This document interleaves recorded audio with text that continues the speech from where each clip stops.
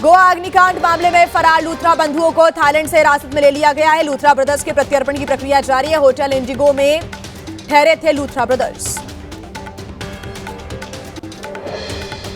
Luthra brothers के खिलाफ FIR में गैर इरादतन हत्या, लापरवाही से मौत का मामला दर्ज हुआ है। सौरभ और गौरव लूथरा के पासपोर्ट भी सस्पेंड किए गए।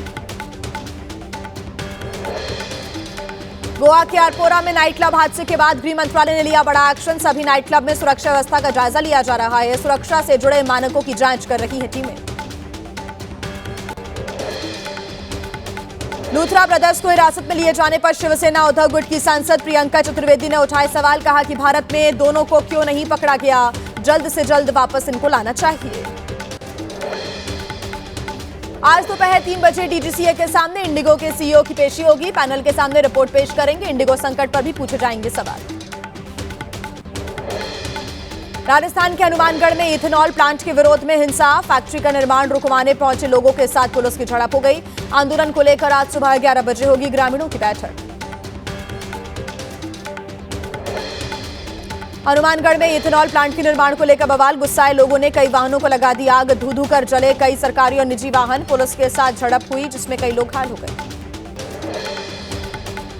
लोकसभा में ई सिगरेट को लेकर हंगामा हुआ। अनुराग ठाकुर ने ई सिगरेट का मुद्दा उठाया। टीएमसी सांसद पर सदन के अंदर ई सिगरेट पीने का आरोप लगाया। स्पीकर ने कहा कि मामला संज्ञान में आने पर होगी उचित कार्रवाई।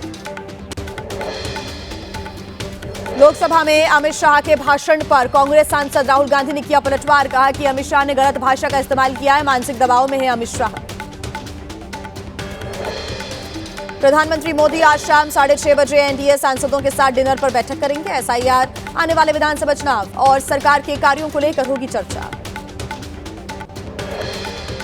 राज्यसभा में वंदे मातरम और चुनाव सुधार पर चर्चा। बीजेपी अध्यक्ष जेपी नड्डा दोपहर 1 बजे वंदे मातरम पर बोलेंगे और उसके बाद चुनाव सुधार पर चर्चा शुरू होगी।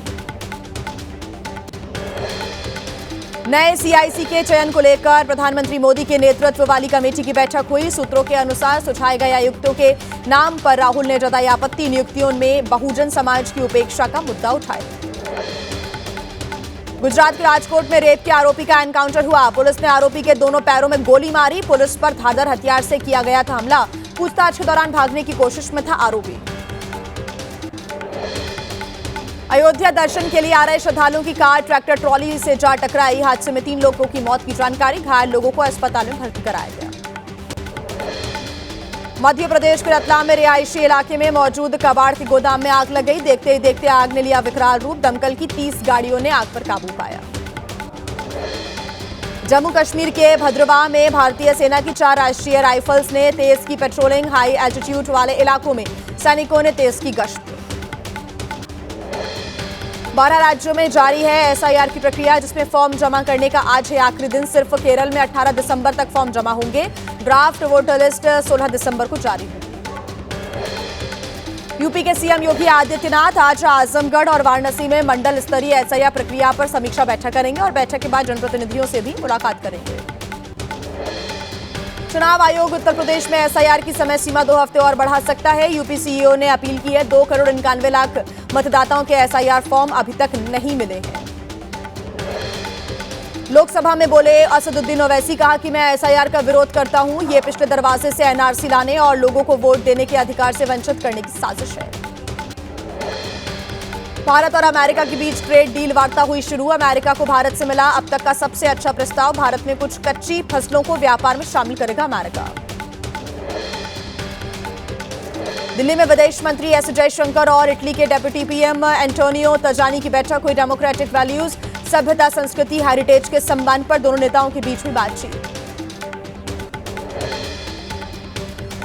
आज मणिपुर के 2 दिवसीय दौरे पर राष्ट्रपति द्रौपदी मुर्मू रहेंगी। राजधानी इम्फाल पहुंचने पर राष्ट्रपति को गार्ड ऑफ ऑनर दिया जाएगा। मणिपुर में विभिन्न विकास परियोजनाओं की आधारशिला भी रखेंगी राष्ट्रपति।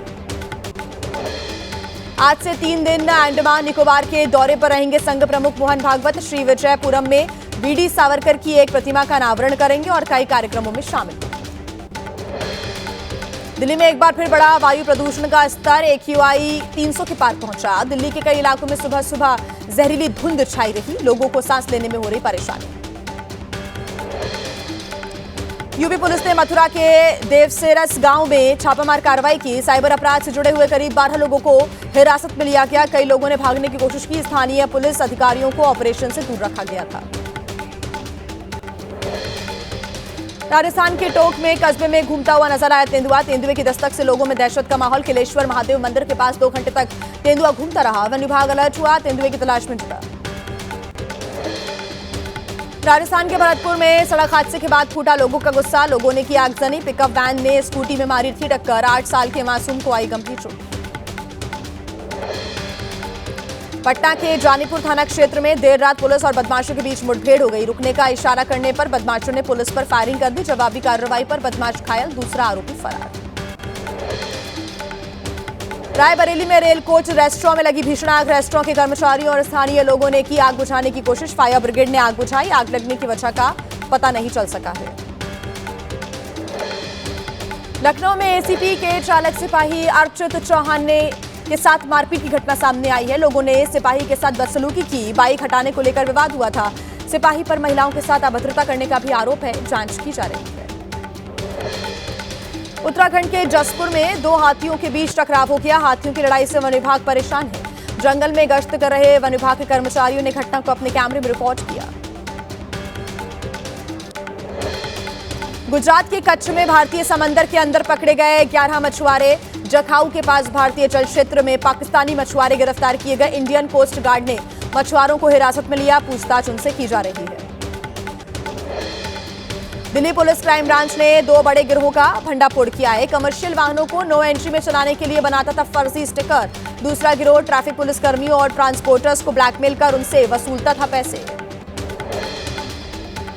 दिल्ली के अलीपुर इलाके में बड़ी मात्रा में नकली इंजन ऑयल बरामद किया गया। छापामार कार्रवाई के दौरान पकड़ा गया 239 लीटर नकली ऑयल। ब्रांडेड कंपनियों के नाम से बाजार में सप्लाई करते थे ऑयल। बाराबंकी पूर्वांचल एक्सप्रेस पर दर्दनाक हादसा हुआ। सड़क हादसे में सिपाही की पत्नी, 3 बेटियां और बेटे की मौत हो गई। सड़क किनारे पर खड़ी हुई कार से टकराई सिपाही की कार। दिल्ली के सदर बाजार इलाके में गोदाम में लगी भीषण आग। सूचना के बाद मौके पर पहुंची फायर ब्रिगेड की 6 गाड़ियां। आग की वजह से लाखों का सामान जलकर हुआ खाक।